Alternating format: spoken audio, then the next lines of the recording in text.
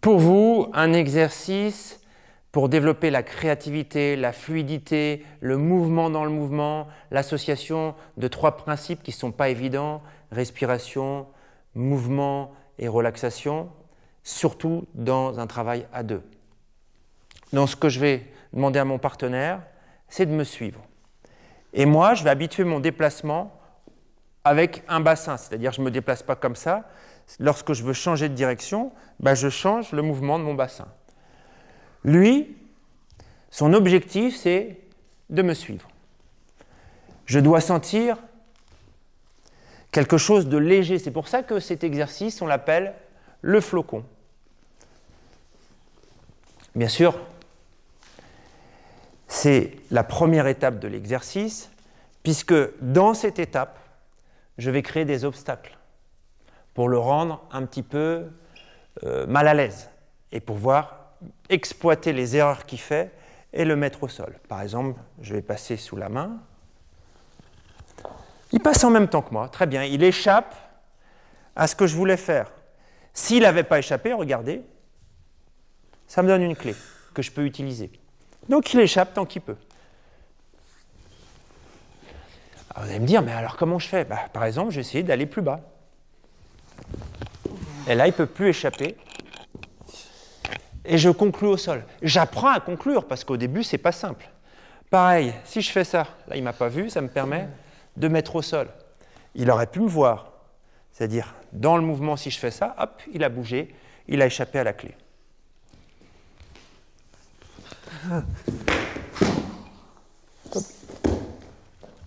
Donc, c'est la deuxième étape. Je le bouge. Et dès que j'ai une opportunité, je la prends pour le mettre au sol. Les doigts aussi, il me laisse les doigts. Moi, je lui laisse mes doigts si c'est à lui. Mais quand il bouge, je bouge en même temps, je m'adapte. Donc, lui, il apprend à s'adapter. Moi, j'apprends à saisir les opportunités.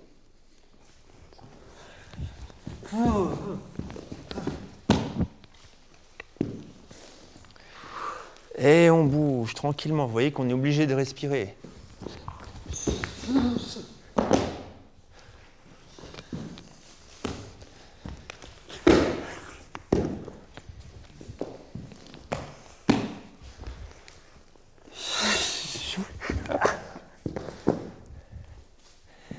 Troisième étape, je vais remplacer ces mises au sol.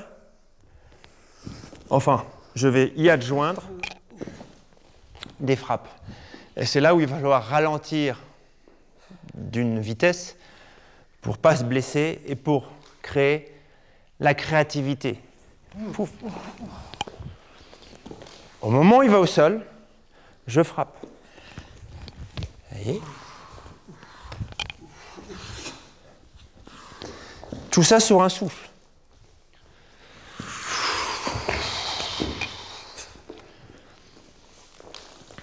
Au début, il faut vraiment travailler ça lentement. Pourquoi? Pour avoir les opportunités de créativité. Hop, hop, hop. Et c'est ce qui me permet de développer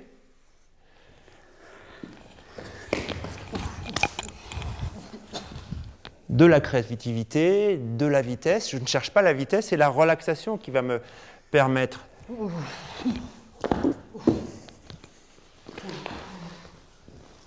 d'avoir la vitesse. Il n'y a pas d'explosivité au système. C'est pour ça que ça semble lent.